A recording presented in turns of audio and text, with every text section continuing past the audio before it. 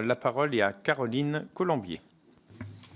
Merci Monsieur le Président, Monsieur le rapporteur. La Marine nationale est aujourd'hui confrontée à deux défis majeurs. La prolifération des drones sous-marins offensifs, parfois de type kamikaze, et la vulnérabilité croissante de nos câbles sous-marins, qui assure plus de 95% du trafic mondial de données.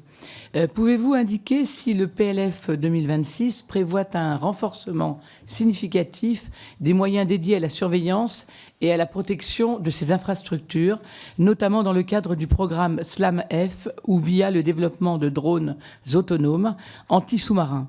Et plus largement, comment la marine anticipe-t-elle la montée en puissance des menaces hybrides sous-marines, à la fois technologiques et informationnelles, dans un contexte de compétition stratégique accrue sur les fonds marins? Je vous remercie.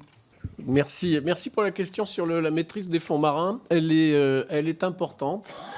Vous l'avez rappelé, cap sous-marin, 90% de nos communications, et y compris d'ailleurs capacité à mettre sur les câbles sous-marins un certain nombre de capteurs qui peuvent servir à faire bien autre chose que ce que l'on peut imaginer. Le programme SLAM-F que vous évoquez est un programme très important. Il est en dérapage à l'intérieur de la LPM. Je le regrette, il est en dérapage, je l'ai d'ailleurs rappelé, notamment sur la partie bâtiment de guerre des mines. Donc il faut trouver une solution nous permettant de ne pas avoir de rupture capacitaire. La marine est en train de l'étudier, on va la trouver. Ils vont la trouver. Il n'empêche que le premier module de lutte contre les mines a été livré.